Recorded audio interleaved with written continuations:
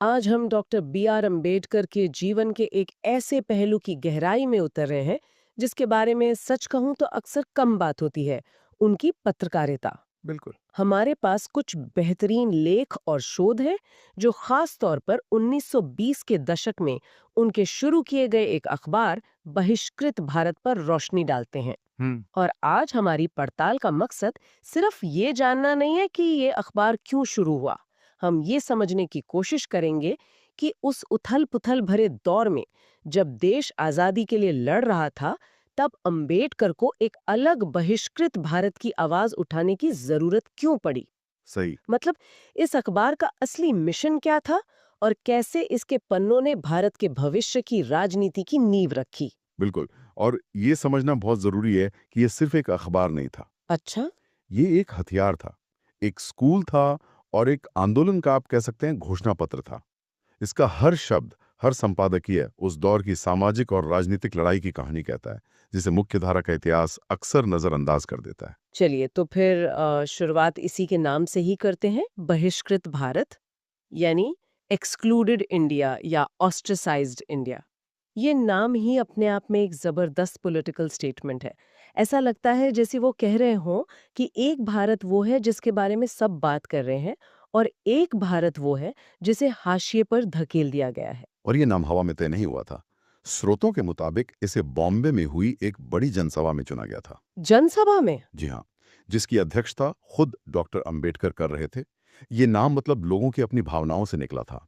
ये सिर्फ एक शीर्षक नहीं था, ये उन लाखों लोगों की पहचान थी जिनके पास अपनी आवाज नहीं थी। ये तो बहुत गहरी बात है। सोचिए, उस दौर में जब राष्ट्रवादी अखबार यंग इंडिया या केसरी जैसे नामों से देश को एक दिखाने की कोशिश कर रहे थे, तब बहिष्कृत भारत नाम रखना अपने आप में एक विद्रोह था। बिल्कुल, ये कहना था कि आपकी एकता की कहानी में हम शामिल नहीं हैं। एग्जैक्टली। ये तो कमाल की बात है। और इस विद्रोह को ताकत कहाँ से मिल रही थी? मेरा मतलब है, अखबार चलाने के लिए पैसा तो लगता है। क्या इसके पीछे कोई बड़ा उद्योगपति था या कोई राजनीतिक पार्टी? यही तो इस अखबार की आत्मा है। इसकी फंडिंग किसी अमीर सेठ या पार्टी से नहीं आई। तो फिर कहाँ से? स्रोत बताते हैं कि शुरुआती पैसा कोंकण और बॉम्बे के उन दलित कार्यकर्ताओं ने अपनी जेब से दिया था जो महार सत्याग्रह में अंबेडकर के साथ कंधे से कंधा मिलाकर लड़े थे। महार सत्याग्रह? यानी वो ऐतिहासिक लड़ाई जहां दलितों ने सार्वजनिक तालाब से पानी पीने के अपने अधिकार के लिए संघर्ष किया था? जी, अच्छा, तो इसका मतलब ये हुआ कि ये अखबार सिर्फ आंदोलन के बारे में नहीं था, बल्कि ये आंदोलन से ही पैदा हुआ था। जिन लोगों ने जमीन पर लाठियां खाईं, उन्हीं लोगों के पैसों से उनकी आवाज छप रही थी। आपने बिल्कुल सही नस पकड़ी है। This is the key insight. ये पेपर सिर्फ आंदोलन के लिए नहीं था, ये आंदोलन के द्वारा फंड किया गया था। हम्म। और इस सीधे वित्तीय जुड़ाव ने इसकी संपादकीय स्वतंत्रता और अटूट फोकस को सुनिश्चित किया। ये वो आज़ादी थी जो उस समय के कॉरपोरेट या पार्टी फंडेड अखबारों के पास नहीं हो सकती थी। मतलब वो अपने दानदाताओं के प्रति जवाबदेह हैं। बिल्कुल। और बहिष्कृत भारत अपने पाठकों और कार्यकर्ताओं के प्रति जवाबदेह था। और इस पूरी मशीन को चलाने वाले अकेले डॉक्टर अंबेडकर थे। स्रोत बताते हैं कि पैसों की इतनी तंगी थी कि वो रिपोर्टर, संपादक, लेखक सब कुछ अकेले ही थे। हाँ। आज के जमाने में तो हम सोच भी नहीं सकते कि एक इंसान इतना सब कुछ कैसे कर सकता है। हाँ, ये उनके जुनून और दूरदृष्टि को दिखाता है। उन्होंने एक जगह लिखा भी है कि कैसे उन्हें दिन में कोर्ट में वकालत करनी पड़ती थी और रात भर जागकर अखबार के लिए लिखना पड़ता था। बाप रे। ये कोई शौकिया काम नहीं था, ये एक मिशन था। वो जानते थे कि अगर दलितों को अपनी लड़ाई लड़नी है, तो उन्हें अपने विचार, अपनी खबरें और अपना नजरिया लोगों तक पहुंचाना होगा। और उसके लिए उन्हें किसी और के मंच का मोहताज नहीं रहना पड़ेगा। अपना मंच बनाना पड़ेगा। अपना मंच बनाना पड़ेगा, चाहे उसकी कोई भी कीमत चुकानी पड़े। तो इस मंच का, इस बहिष्कृत भारत का फोकस क्या था? ये किन मुद्दों पर बात कर रहा था जो दूसरे अखबार नहीं कर रहे थे? इसका सबसे बड़ा और सबसे जरूरी फोकस था दलितों के खिलाफ हो रही हिंसा को उजागर करना। अच्छा। उस समय के बड़े बड़े राष्ट्रवादी अखबार आज़ादी की बड़ी बड़ी बातें कर रहे थे, लेकिन देश के भीतर गांव कस्बों में दलितों के साथ जो रोजाना अत्याचार हो रहा था, वो बिल्कुल। उनके लिए कोई खबर नहीं थी। उसे नजरअंदाज कर दिया जाता था। हाँ, या तो नजरअंदाज कर दिया जाता था या फिर एक छोटी मोटी स्थानीय घटना बताकर दबा दिया जाता था। यहीं पर बहिष्कृत भारत ने क्रांतिकारी काम किया। उसने इन छोटी-मोटी घटनाओं को राष्ट्रीय बहस का मुद्दा बना दिया। बिल्कुल। और सिर्फ रिपोर्टिंग नहीं की, बल्कि उन घटनाओं का विश्लेषण किया। अंबेडकर ने पहली बार इन घटनाओं के लिए संरचनात्मक हिंसा जैसे शब्द का इस्तेमाल किया। एक मिनट। संरचनात्मक हिंसा 1920 के दशक में ये शब्द इस्तेमाल करना तो बहुत बड़ी बात रही होगी। बहुत बड़ी बात। इसका मतलब तो ये हुआ कि अंबेडकर सिर्फ किसी एक घटना या एक दोषी व्यक्ति की बात नहीं कर रहे थे। वो पूरे सामाजिक ढांचे को, पूरे सिस्टम को कटघरे में खड़ा कर रहे थे। एग्जैक्टली वो कह रहे थे कि ये हिंसा किसी एक बुरे इंसान का काम नहीं है, ये हमारे समाज के स्ट्रक्चर में, हमारी जाति व्यवस्था में ही बसी हुई है। क्या इसका कोई उदाहरण है स्रोतों में? हाँ, एक घटना का जिक्र है जहां एक दलित दूल्हे को घोड़ी पर बारात निकालने की वजह से पूरे गांव ने उसका सामाजिक और आर्थिक बहिष्कार कर दिया। अच्छा। उसके परिवार को कुएं से पानी लेने से रोक दिया गया, दुकानदारों ने सामान देना बंद कर दिया। अब मुख्य धारा के अखबारों के लिए ये शायद खबर भी नहीं थी। लेकिन बहिष्कृत भारत ने? बहिष्कृत भारत ने इसे पहले पन्ने पे छापा। ये सिर्फ एक खबर नहीं थी, ये सम्मान की लड़ाई का ऐलान था। से दिलचस्प लगी वो ये कि अंबेडकर के संपादकीय गांवों की चौपालों पर, दलित बस्तियों में, लोगों की सभाओं में जोर जोर से पढ़े जाते थे। हाँ, और ये बहुत जरूरी था क्योंकि उस दौर में साक्षरता दर बहुत कम थी, खासकर दलित समुदाय में। सही बात है। अंबेडकर ये बात अच्छी तरह समझते थे। वो जानते थे कि एक छपा हुआ शब्द सिर्फ पढ़ने के लिए नहीं, बल्कि सुनने और सुनाने के लिए भी होता है। उन्होंने अखबार को एक तरह की कम्युनिटी रेडियो में बदल दिया था। ये तो उस दौर का सोशल मीडिया हो गया। आप कह सकती हैं, जिसके जरिए अंबेडकर के विचार बिजली की तेजी से उन लोगों तक पहुंच रहे थे जो पढ़ लिख नहीं सकते थे। उन्होंने जानकारी को आंदोलन की ऊर्जा में बदल दिया। तो एक तरफ तो ये अखबार हिंसा की रिपोर्टिंग करके समाज का आईना दिखा रहा था और दूसरी तरफ लोगों को संगठित भी कर रहा था। हम्म। लेकिन स्रोतों से पता चलता है कि इसने धर्म जैसे बहुत संवेदनशील मुद्दे पर भी एक बहुत मजबूत और शायद कुछ लोगों के लिए एक बहुत ही विवादास्पद स्टैंड लिया। हाँ, और यहीं पर बहिष्कृत भारत का सबसे साहसी और क्रांतिकारी चेहरा सामने आता है। कैसे? हमें उस समय के माहौल को समझना होगा। 1920 का दशक बहुत ही तनावपूर्ण था। एक तरफ हिंदू मुस्लिम दंगे हो रहे थे, दूसरी तरफ वीरी सावरकर के नेतृत्व में आक्रामक हिंदू राष्ट्रवाद का उदय हो रहा था। शुद्धि आंदोलन चल रहे थे। जिनका मकसद धर्म बदल चुके हिंदुओं को वापस लाना था। बिल्कुल, माहौल बहुत ध्रुवीकृत था। और इसी माहौल के बीच 1929 में जलगांव में एक बड़ी घटना होती है।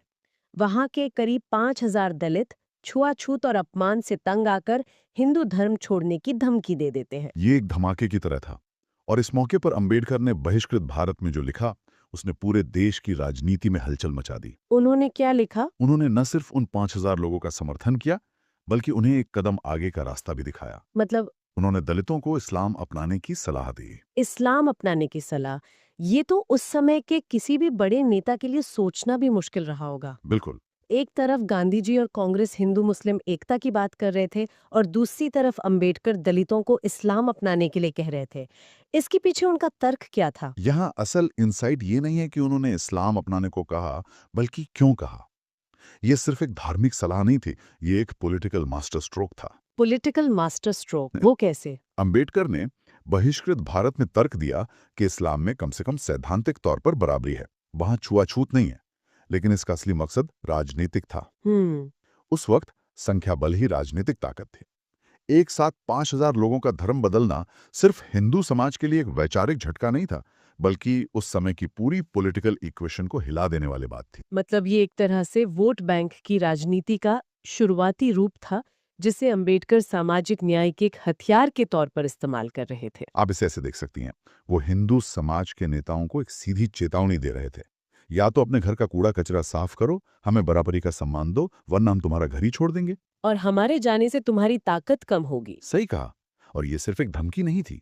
उन्होंने बहिष्कृत भारत में इस्लाम के सिद्धांतों, उसकी संस्कृति और इतिहास पर जानकारी देने वाले लेखों की एक पूरी श्रृंखला शुरू कर दी, ताकि लोग एक सोचा समझा फैसला ले सके। हाँ, वो अपने लोगों को एक विकल्प दे रहे थे, एक ऐसा विकल्प जो उन्हें सम्मान दिला सकता था। ये तो हिंदू सामाजिक व्यवस्था की जड़ों पर सीधा प्रहार था।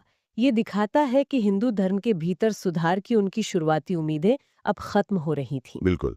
मूक नायक के दिनों में वो सुधार की बात करते थे, लेकिन बहिष्कृत भारत तक आते आते उनका रुख ज्यादा टकराव वाला हो गया था। वो समझ गए थे कि सिर्फ अपील करने से कुछ नहीं होगा, कुछ नहीं होगा। दया की भीख मांगने से कुछ नहीं होगा, ताकत दिखानी पड़ेगी। और धर्मांतरण की ये सलाह उसी राजनीतिक ताकत का प्रदर्शन थी। हम्म। बहिष्कृत भारत उनके इस बदलते और कठोर होते विचारों का एक जीता जागता दस्तावेज बन गया। तो फिर इस अखबार की विरासत को हम कैसे देखें? ये सिर्फ 2 साल चला, लेकिन ऐसा लगता है कि इसने एक लंबी लकीर खींच दी। बहिष्कृत भारत अंबेडकर की पत्रकारिता यात्रा का एक बेहद महत्वपूर्ण पड़ाव था। इससे पहले मूक नायक ने आवाजहीनों को आवाज देने की शुरुआत की थी, हम्म। और इसके बाद जनता और प्रबुद्ध भारत जैसे अखबारों ने इस मशाल को आगे बढ़ाया। लेकिन बहिष्कृत भारत ने पत्रकारिता को सामाजिक चेतना जगाने और राजनीतिक शिक्षा के एक शक्तिशाली उपकरण के रूप में स्थापित किया। इसने ये साबित कर दिया कि एक अखबार सिर्फ खबरें देने का माध्यम नहीं, बल्कि समाज बदलने का हथियार भी हो सकता है। बिल्कुल।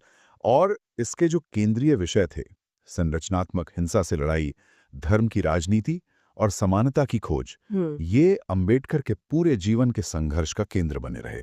अच्छा। आप कह सकती हैं कि बहिष्कृत भारत वो प्रयोगशाला थी जहां अंबेडकर ने उन विचारों और रणनीतियों को परखा जिन्होंने आगे चलकर भारतीय संविधान के निर्माण और उनके बौद्ध धर्म अपनाने जैसे ऐतिहासिक फैसलों की नींव रखी। वाह! मतलब इस अखबार के पन्नों पर हमें वो अंबेडकर दिखाई देते हैं जो एक समाज सुधारक से एक राष्ट्र निर्माता बनने की राह पर थे। बिल्कुल। तो आज की इस चर्चा से ये बिल्कुल साफ है कि बहिष्कृत भारत एक अखबार से कहीं ज्यादा था।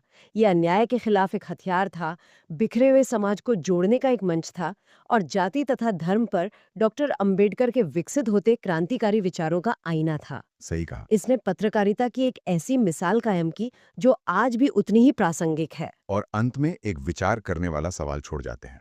जरूर। स्रोतों से हमने देखा कि 1929 में बहिष्कृत भारत में अंबेडकर ने समानता और भाईचारे के आधार पर इस्लाम अपनाने की पुरजोर वकालत की। हाँ। लेकिन करीब 27 साल बाद 1956 में जब उन्होंने धर्म परिवर्तन का ऐतिहासिक फैसला लिया, तो उन्होंने बौद्ध धर्म को चुना। हम्म। ये एक बहुत महत्वपूर्ण सवाल खड़ा करता है। सवाल ये है कि बहिष्कृत भारत में इस्लाम की वकालत करने से लेकर बौद्ध धर्म अपनाने के अपने अंतिम निर्णय तक अंबेडकर के विचारों की यात्रा में ऐसा क्या बदलाव आया होगा जिसने उन्हें ये समझाया कि उनके लोगों की सच्ची मुक्ति का अंतिम मार्ग कौन सा है।